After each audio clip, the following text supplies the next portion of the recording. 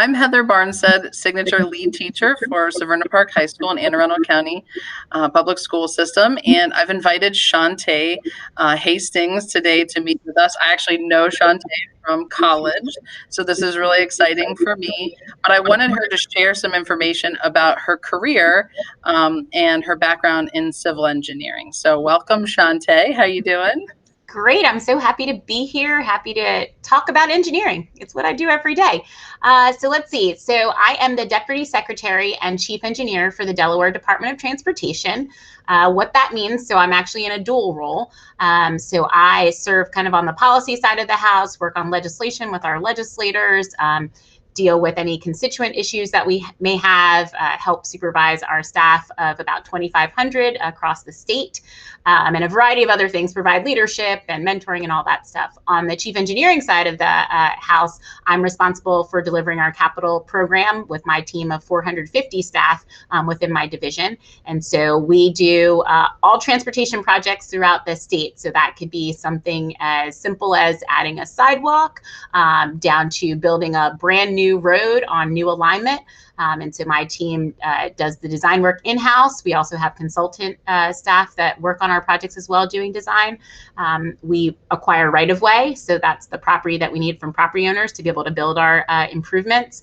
And then we oversee the construction inspections. We actually hire contractors through a low bid technique for most of our projects, and then oversee that in the construction work, make sure that it's up to our standards and specifications. And then ultimately it comes into our system and we maintain it through a different division within the organization. So I've been with the department since 2000. I actually was an intern in the summer of 1999 and started a full-time career, started as an entry-level engineer, a civil engineer 1 is what it was called at the time, worked my way up. Basically, there was a career ladder. So if you completed certain types of projects and did certain types of things, you got to move to the next level.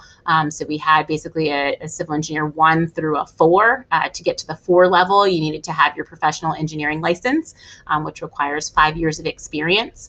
And so I went up through the 3 level. And then when I got my professional engineering license, instead of staying with the technical route, I went the management route. So I became a civil engineer program manager 1. And worked on, I had a squad of engineers below me that were designing projects and doing all the coordination across all of our different divisions and sections throughout the department to make sure that our projects got done. I did that for about 5 or so years and then did a lateral transition, so still a program manager 1, and went into our maintenance division just to learn some new skill sets. So in maintenance, as opposed to transportation solutions where you're working on projects for years, minimum of 2 to 3 years, maximum of, it can be 5, 6, 7, or 8 years, depending on how big the project is.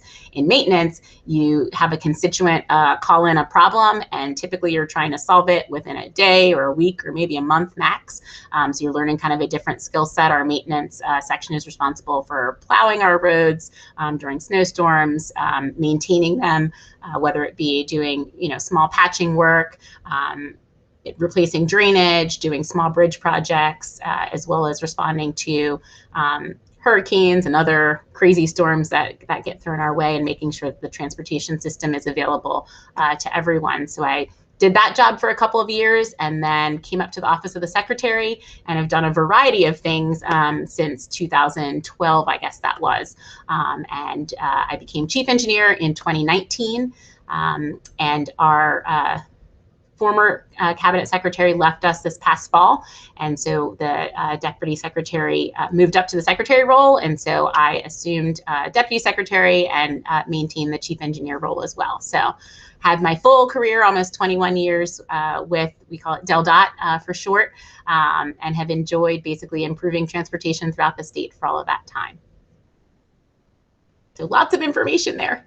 Oh, that's awesome, though. That's so great. And you went to University of Delaware, and that's where you helped get your internship through University of Delaware. So yes, so I did my bachelor's of civil engineering at UD with, I don't know, do they call you Ms. Barnstead? they It's do, yeah. so formal. I know. Barnstead, who was my sorority sister and dear friend. So got my degree in 4 years. And as part of that, I worked on campus for a few years through the admissions office and decided that last summer before senior year that I really needed to probably do an internship in my field to make sure I really liked it. And I did, and I had a great experience. I was assigned to a construction project where we were widening a road from 2 lanes to 4 lanes. Really cool project to be there for 3 months of the summer. And the best thing, I would highly recommend internships to everybody. I would say do them all, 3 or 4 years if you can. We even do high school internships for Del Dot. So we actually have high school students come and work with us as well as college students during the summer. And some of them are able to make that into a co-op during the school year. But I would say do internships because you'll learn what you like and what you don't like. And so you heard me say that I had a great experience that summer of 1999, but I learned that construction was not what I wanted to do. So I didn't want to be outside in the heat or in the cold or what have you. And so it was a great kind of experience to learn technical skills, but also to learn more about who you are and what you like and what you don't like. So I highly recommend doing that. But yes, through working, being at University of Delaware, that's how I got exposed to the internship at Del Dot. So make sure to, seek out those types of opportunities because it's really important to, one, get more information on what it is that you're interested in. So, engineering is a very generic term. Civil engineering is a little bit more specific, but within civil, there are so many different things that you can do. And so really taking advantage of opportunities, whether it be internships or just meeting people and understanding what they're doing, maybe being able to go and shadow them at their job for a day. It's really helpful as you're trying to figure out what you want to do for the rest of your life. It's really important to be happy with what you do. And I can say that at Del Dot, while you always have hard days at work sometimes, there's never been a morning where I didn't want to go to work that day. And I think that's really important. Oh, that's huge. I mean, that really helps with life satisfaction, and making sure that you're going somewhere. Do they provide training for you in the field as you go along? Yes, so tons of training. So I talked a little bit about the career ladder. If you're kind of more of an office person, there's tons of technical training that you're doing on computers. So we use a system, Bentley is the name of the brand, if you will, but MicroStation is how we design all of our projects in CAD. And so there's tons of training that Bentley provides to us and that we also supplement with some of our higher level technical staff helping the newer engineers. And then on the flip side, if you're a field person, there's more on the job training. But then we also, there's the American Association of State Highway and Transportation Officials, AASHTO for short, and they have a technical kind of curriculum that we have a subscription to. And so staff on the field side of things, as well as in-house staff, have a variety of, trainings at their fingertips that they can do from wherever to just help them, from the basics of if you're a construction inspector, you need to know how to do basic like geometric calculations, like how do you calculate an area or a volume, all of those types of things. And so there are courses where you can, brush up on those skills if for whatever reason you're lacking in that area. But yeah, tons of training. We send people to training sometimes, whether it be technical or to get specific certifications, depending on where you are in the department. So I talked about acquiring right-of-way. The group that does that are right-of-way agents. They have specific certifications that they need to get in real estate appraising and valuation, all those types of things. So we try to, either do things in-house, send people places, and then we also, which is pretty cool, I mentioned AASHTO, we have a role in national policy setting. And so we have staff that are on different committees that ultimately are making decisions on, the national standards for certain things on, how you design roadways and things like that. So we also try to make sure that our staff is exposed that way so that they can have those opportunities to, put Delaware out there first and foremost, but also learn from other states and have those connections with different colleagues. So if we have something that comes up that maybe we haven't dealt with before, we have, kind of a group that we can, reach out to and get some feedback from. Awesome. What kind of skills do you think are the most important in your position in the field? Sure. So I think the most important skill is, I would say, there's probably 3. The ability to problem solve. And so with problem solving, you have to be able to listen really effectively, and then, analyze things sometimes very quickly, and then communicate why you're going to move in a certain direction. But I think the listening is key. Whether it's internal people having a discussion about, we can do A, B, or C, and, what are the pros and cons. And for me, in my role, making sure that I'm really hearing everybody, and it's both listening to them, but also looking at their kind of body language. And, as you move up in the organization, people can be more unwilling to either disagree with you or give you bad news. And so, making sure that you can ask those probing questions, and making sure that when someone's saying like, yes, we should do this, that, well, why? And, what about this instead? And really making sure that you're not kind of getting into that group think and everybody just saying, well, I think this is what Shantae wants, so let's just go this direction. And I tell my team all the time, I want you to tell me the truth, and I'm going to tell you the truth, and we're going to come to a decision about whatever, and we're going to move forward with it. But I want you to be able to tell me that I'm wrong, or that, here's why I don't like that idea. So I think kind of all of those things combined, because at the end of the day, engineers are known for solving problems. They can be really small problems, or they can be really big problems. But you have to really have all of those pieces, and pair that with kind of your technical skills to be able to solve those problems and move forward. So, what part of the job do you find personally most satisfying? And maybe if there's something that's most challenging to you? So the most satisfying, gosh, there's so many different pieces. Just from kind of an engineering standpoint, like I take great pride in seeing a project that we worked on, and I talked about how many years it sometimes takes, and then seeing it implemented and people using it. There's just like, my first project was the Wilton Appleby Road Sidewalk project, and I don't even live up in that county anymore, but if I'm in the area, driving by and seeing people walk on that sidewalk that didn't exist before, and people were, unsafely walking either in the shoulder or in the grass, and when it's rainy, so seeing people be able to benefit from, the work that we're doing to help them, I think gives great satisfaction. And I think on the flip side, kind of from an internal standpoint, I think when seeing people that you've helped mentor, succeed, and whatever that success looks like, it doesn't necessarily mean a job title. It can just mean them, doing a great job in what they're doing, and or seeking, they might be going to get their master's because of a conversation that you had. And so just seeing them succeed, I think as a leader, is a really important thing. How does your lifestyle, like your job, affect your lifestyle? What's that like for you? So that's a really funny question for someone who works in transportation, because everybody kind of knows where you work, and so everybody wants to give you some feedback about what you should and shouldn't do in specific locations. But no, seriously, I think my job with where I am today, it does take up a lot of my personal time, I guess I would say, but I'm okay with that. It's I try to have somewhat of a balance and be fully present in what I'm doing. And so yes, I work probably more hours than I would want to, but it takes that much to get it done. I mean, our agency runs $1 billion program, so that's not insignificant. And, every problem, whether it's small or large, is, important to kind of get resolved. But so, yeah, it's funny, many people who know me know exactly what I do. And so that's always in the background, but it's a good thing. And I've learned to, joke with them. And, I have one of the county executives who likes to tell me that he likes to play the role of an engineer. So whenever he, suggests, well, I think we should do X, and he says, but I get that I'm not really an engineer and I don't understand all of it. And so, that it comes with the territory, but I'm always proud of our team and what we accomplish.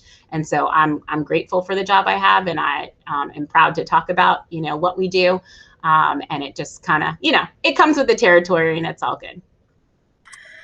In terms of the economy, does that sort of affect your role in any way, as you go through improving, or, funding, things like that? What goes on with the economy? Yeah, so our budget, we have what's called the Transportation Trust Fund, which is separate from the general fund, which is kind of all the other money that comes into the state.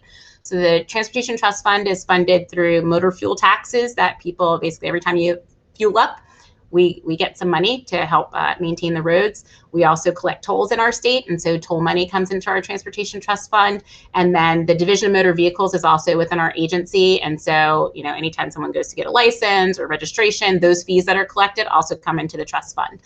So during COVID, we had a significant impact on those things because people weren't driving as much for a period of time. So we did lose some revenue. So in that sense, it was directly tied to the economy. Normally, we don't have too many ebbs and flows, except for I would say probably on the DMV side, you can if people are buying less cars or something like that, then you might see a dip.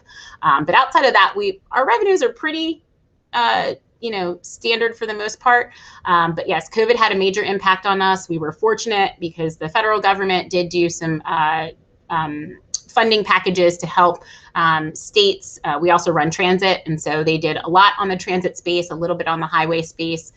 So we were able to kind of stay pretty whole throughout. But there were definitely sometimes earlier on where we're like, okay, revenues are definitely down. What are we going to do?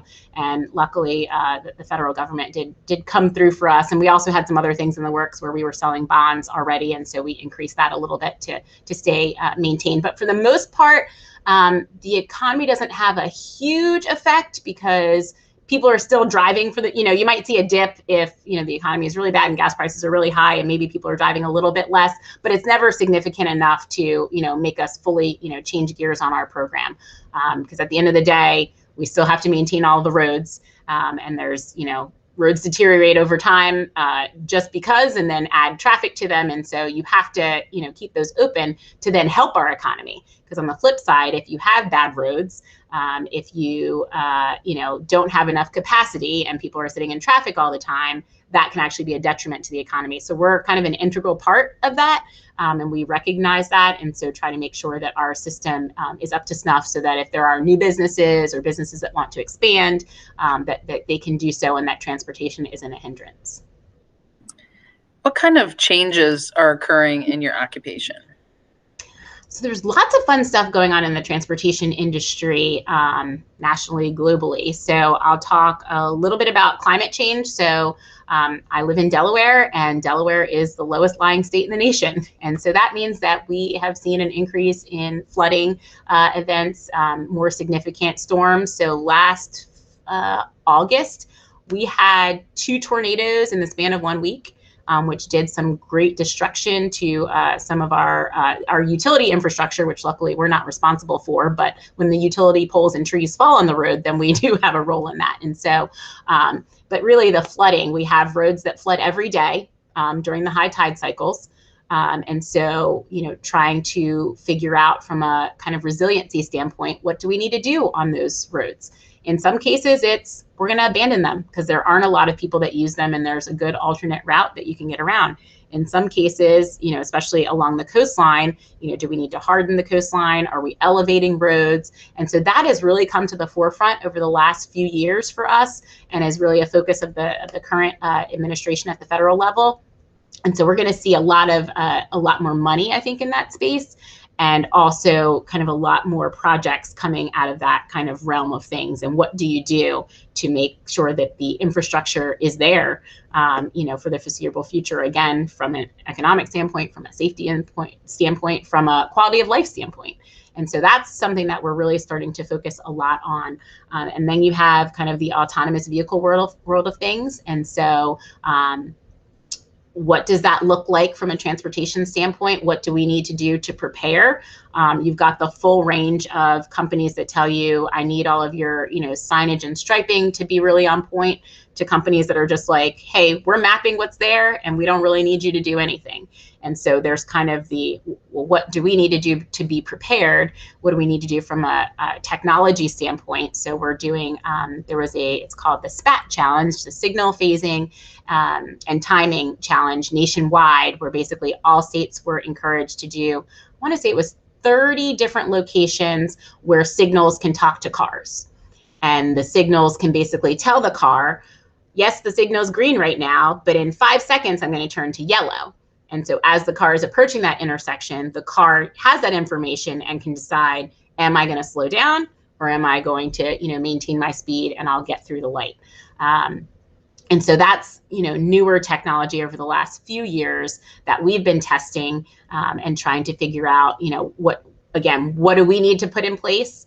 And then there's just that whole, how this is all going to evolve. Some people think that driverless cars are going to be here in just a few years. Some people think it's 50 years away. And so those are two really different ranges, and trying to make sure that we're prepared enough, but not so over prepared that if we're at the 50-year mark that we've wasted money, now, because the technology is going to keep evolving. So that's kind of a space that we're working in. We're also working in artificial intelligence from a signal standpoint. So again, we have a transportation management center in the middle of our state.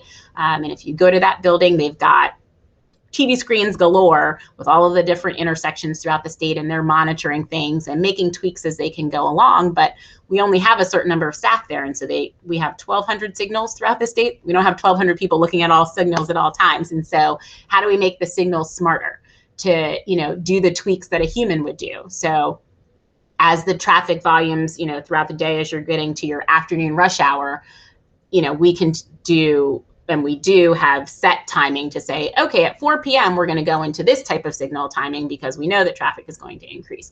And that's great. But then you may have an incident happen at an intersection, and now that timing doesn't work anymore.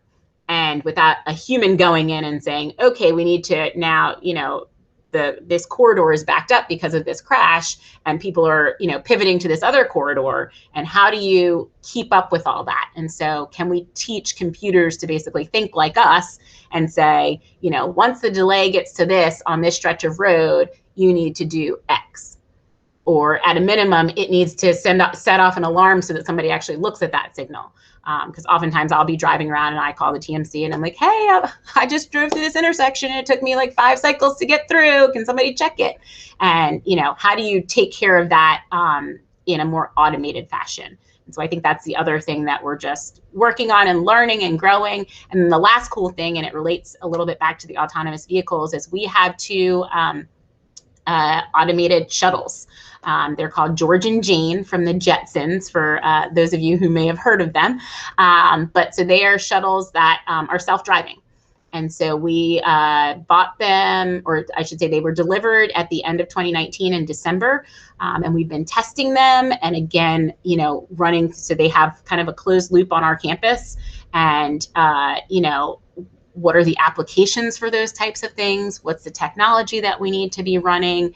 And so it's kind of an exciting time to be in transportation, I think, because there are so many new things, but then there's also the old things and figuring out ways to do them better. So, how we do our CAD drawings, and we're leaning towards doing, instead of somebody getting a set of plans, that's all going to be electronic, and you're actually going to get the model that I developed when I, designed that project. So that's another thing that we're just, trying to pivot to.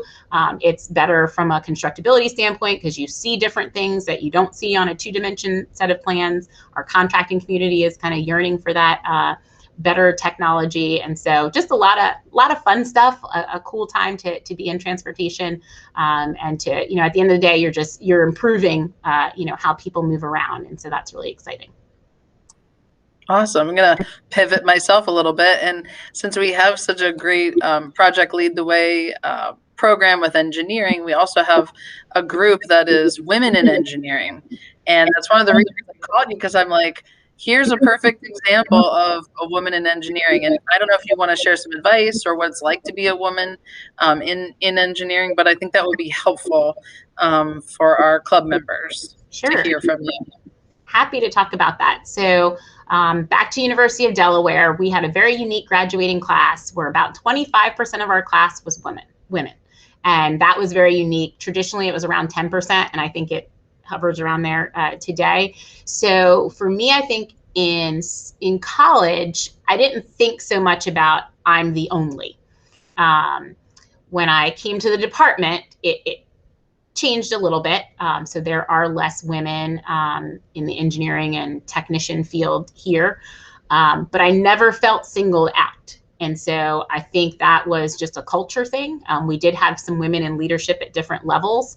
And so, yes, I would be one of the only women or maybe the only woman in a meeting. But I think that made me work a little bit harder and also speak up a little bit more. Over the years, things have transitioned. So our cabinet secretary is a woman. I'm a woman. Several of our other directors are women. So we have a very unique agency. And it's exciting, I think, for people to be able to see that there is that kind of potential to do that. I will say, as a woman, for me, I've always worked harder to make sure that, I'm delivering. And I think it's a woman thing. It's also kind of my personality. So it's a combination of that. But I think sometimes you do have to work harder to make sure that people, do see you as equal, and work harder so that you have those opportunities, not being afraid to ask. I remember being a little bit dissatisfied with my first position here because I didn't feel like I was getting enough engineering, frankly. I was in the division of planning and I was doing engineering stuff, but I just didn't feel like I was doing enough. And so I went to my supervisor and I was like, hey, I don't know, I'm just not happy and I don't know what I need to do. And telling him that, he wouldn't have known if I hadn't said anything. He set up all these different opportunities where I could go and kind of cross train with people to get exposed to different things. And so that, I knew that I was valued because he took the time to do that. But it also helped me further myself in my career. So not being afraid to ask for things, because men aren't afraid to ask for things. You can check research. It's funny how we approach things very differently, and how women want to be super duper prepared and men are kind of willing to take more risks and not necessarily be prepared. And so, ask for what you want. Get a mentor. I think it's super duper important to have a good mentor. Doesn't have to be somebody that works necessarily at your organization, but just somebody that you can bounce ideas off of, that you can get advice from. And then it's always interesting with a mentoring relationship that the mentor often gets stuff from the mentee too. And so there's that kind of two-way street. But I think have a mentor, set your goals and achieve them. And I think the biggest thing is don't forget to help other women as you are moving up in your agency. Be a good leader and be a mentor to somebody else. That is wonderful. Thank you so much, Shantae. I know you're probably taking your lunchtime today to talk to us. Yep. And I know you've got a lot of buildings and roads and traffic lights and all kinds of things going on. So I know that your brain is probably woo all the time. And I appreciate you and all you do. And I love the state of Delaware and University of Delaware. So thanks for putting that plug in there a couple times. Of course. So happy to do this. It's so exciting to be able to virtually talk to students and just help them. It's really important because you guys are our future. That's right. I thank you so much for spending some time with us. I'm going to end this on a thank you from Severna Park High School in Severna Park, Maryland, and we appreciate you very much. Thank you, Shantae. Thank you.